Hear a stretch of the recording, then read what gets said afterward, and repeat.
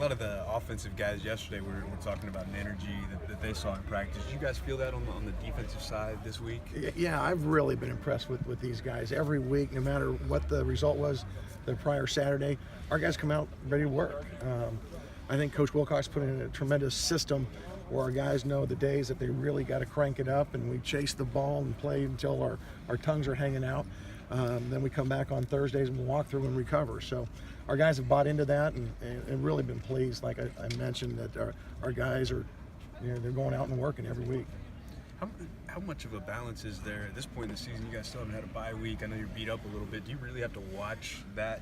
How much you're giving them right now? A little bit. As the season goes on, you have that cumulative effect. Yeah. And I think Coach Wilcox has done a really nice job of we're tinkering things a little bit. We still got to get our work in, but here and there we're having maybe one or two less reps of banging each other and getting more mental reps. What have you seen out of the way they use Ryan Nall? What have you seen out of the way Oregon State uses Well, Ryan they're Nall? smart. I mean, he's one of the top players in this conference. They're finding ways to get him the ball, whether it's hand it to him, throw it to him, get him on wheel routes, trying to get him matched up on linebackers, empty out the backfield and have him in the Wildcat. He's obviously featured for them, and they're doing a really nice job with them. Compared to what you've been able to, the pressure you've been able to put on quarterbacks, you didn't really get very much against Colorado. What was the main problem there? Well, there's a couple things. I thought they did a nice job of changing some of their protections, going to max protection. They did a good job coaching.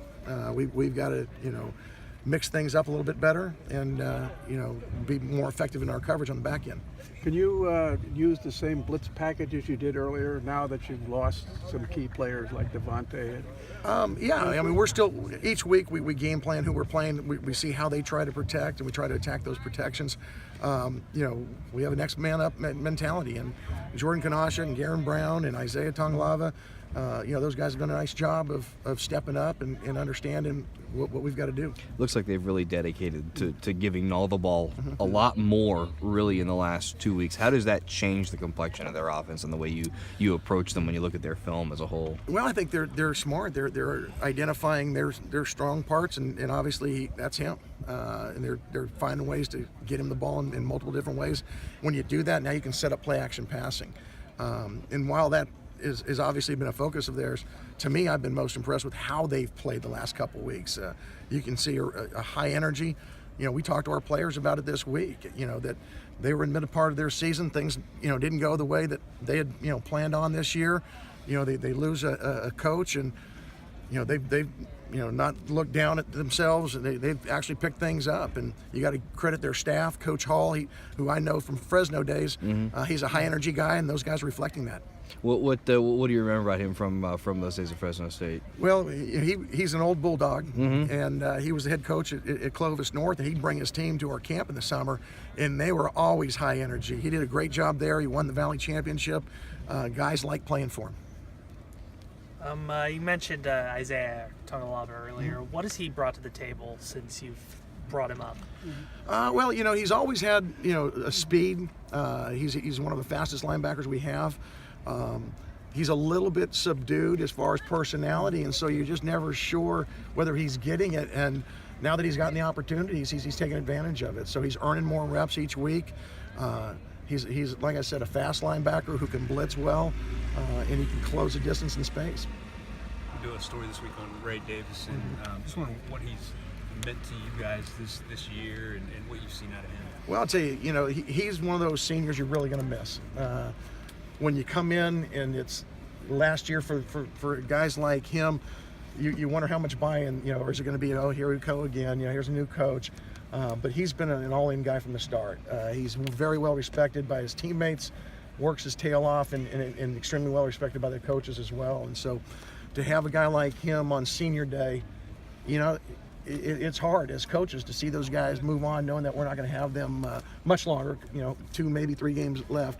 But I know that he's going to have a successful career in whatever he does. He's a quality person, and can't say enough good things about the guy. When you guys moved him outside, were you mostly looking for depth, or did you see some stuff in his skill set that worked out there? Oh, absolutely. Yeah. We weren't just moving him to get depth. Obviously with Cam Saffel going down, we needed some depth there. But we looked at his skill set, and even from last spring, and thought, yes, he's played inside, but we've got some DNs we want to, see if we can convert first. But we thought his skill set matched up outside, and I think he's probably a more productive player on the outside. You really see him, chase the ball. He does a nice job setting the edge. He can rush the passer. I know it kind of seems funny to think about a senior, but does it seem like he's still kind of getting better as he? Oh, absolutely. Yeah, he's been a more productive guy as we've gone along. I played outside when I played, and they tried making me an inside. The game's different inside, and I was a more productive player outside, and I think maybe Ray's the same way. It's kind of the reverse of the offensive line. Inside can play outside, outside can't play inside. Yeah, something like that sometimes.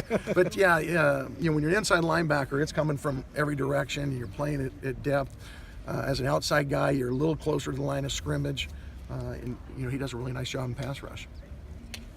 How did the secondary do last week, and how are they coming along this week? Well, obviously we had some work to improve on. I was going to say something funny, but I won't. No, go ahead. No, now that I'm older, I can catch myself. So we're a year or two late for. For more flippant responses. But no, I mean, obviously we've got some things to improve. I thought Colorado, their staff did a really nice job of scheming some things they did. But we've got to be focused. The big thing we got to do is play with a little bit more swagger and a little bit more confidence. And we had some guys that, played a little tentatively, and you can't play defense that way. And our guys have come out with a different energy this week, and we hope that it translates on Saturday. Was that something that hadn't happened before?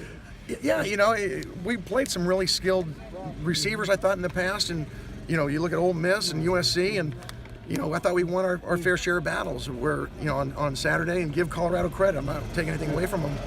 For whatever reason, our guys didn't face that challenge the way we would have liked, and we got to figure out how to get them there. And the thing I know about is we got to go back, hard work, and keep drilling things so that they have confidence in their own ability.